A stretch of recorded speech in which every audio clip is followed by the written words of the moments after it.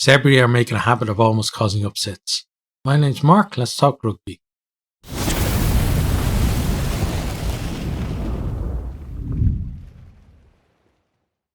Sharks started this one well.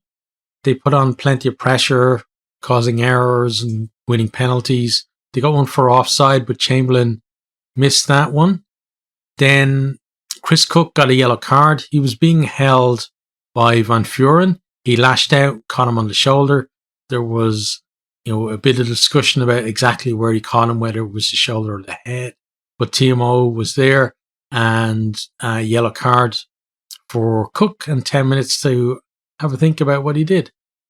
Then Hugo scored out wide. The Sharks were battering at the line, and something had to give. And basically, Zebre ran out of defenders, and he just was able to make his way in there. Chamberlain converted for 7-0 after 10 minutes. Then there was obstruction by the Sharks on an up and under. Eden steps up, strokes it over, makes it 7-3. Gessie then gets yellow carded for deliberate knock on. Zebre were down to 13 at that point. They were given a warning as well for giving away too many penalties with 2 already in the bin. It really wasn't looking good for them. They're completely on the wrong side of the referee by then. Van Vuuren then scored from a driven line out. It was converted again by Chamberlain to make it 14-3, just as the first quarter came to an end. Loose head prop, Von Filio had to go off then with arm injuries to kind of, add to Zebre's woes.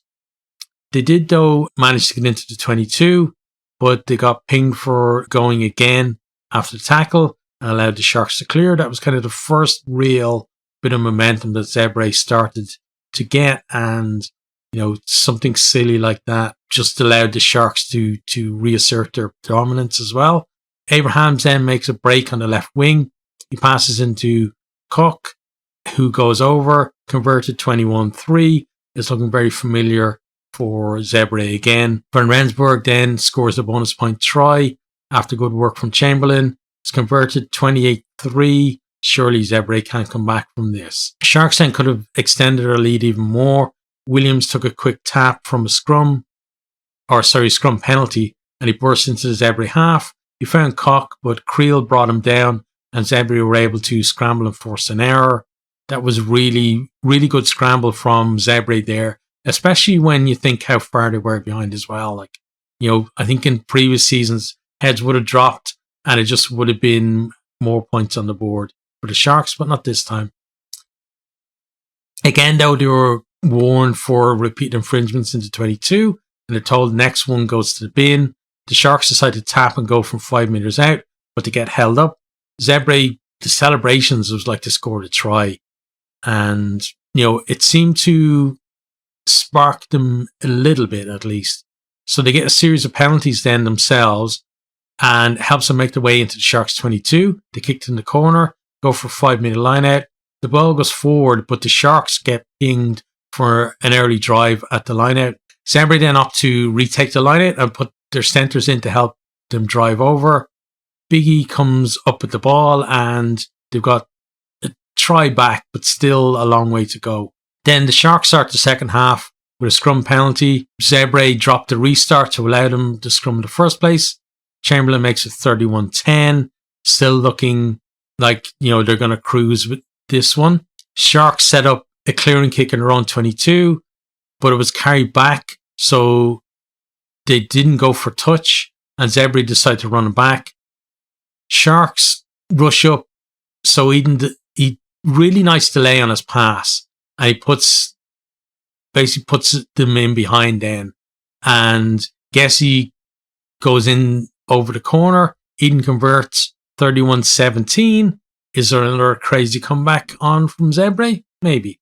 Zebre then break again through Kronya, but Makunu is able to put in a try-saver of a tackle. But Zebre won't be denied. Not too long after, they decide to try the same trick again from the line-out. They're putting in their centres in there to give them extra bulk. They drive it, but the Sharks collapse. Fox Matumua is able to burrow over anyway, and conversion is missed. It's 31-22. They're within touching distance now. It's looking a bit ominous, I have to say.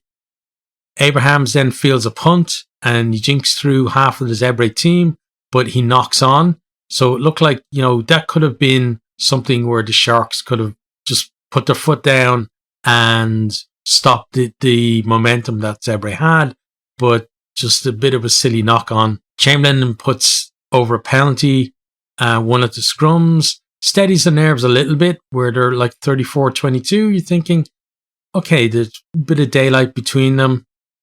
Ventnor then makes a break to get the Sharks pretty close to the line. 3 recycles later, Ventnor stops short, but he was able to stretch out, place it, and score a try. Chamberlain hits the post with a pretty simple conversion. It's 22-39 now and 10 to go. It's looking like, Sharks have kind of ridden the storm out and they're heading for victory. Zebre then have a 3-on-2 with penalty advantage, but they kind of make a bit of a mess of it with a forward pass, pull back for the penalty, kick that one to touch, deep into 22. They drive the line out again. It was good work in the maul. Initially, it was kind of stopped a little bit, but they splinter off, and then Vendetti breaks off the back of the splinter, and he goes over, and Zebre have themselves a bonus point try for the second week in a row. It's converted as 29-39, but still not too much, for the Sharks to worry about. There's still a 10-point cushion there. But Frank Smith then makes a break in the middle. Eden with a lovely missed pass out to Bruno on the right wing. He puts on the gas and he finds Trula, who shows really good footwork to get in and score. Eden hit the post down with that conversion. It's 34-39, 5 minutes to go. Zebre are beginning to believe again. Then Zebre break right from the kickoff. There's a crossfield kick from Eden. He finds Bruno. He makes a break as well, finds Trula again, and he does really well to finish in the corner because Williams was there trying to force him out into touch, but he showed good footwork first of all, and then good strength to be able to get in there, place it down. So Zebre then ahead, but hang on a second. What happens then is it turns out that Pitanari obstructed at the kickoff and the try gets chalked off. But Zebre, the way they came back, you kind of felt like they deserved to win, and for something like that to chalk it off for them. And then it got a little bit worse as well, because then Chamberlain then scores a penalty to take it out to 8 points. And at that point then, Sharks, there's only a minute or two left and they're pretty much guaranteed their win. They do have, though, hands on the ruck from the restart. Eden pops one over to give Zebre then the losing bonus point, so they get back within 7.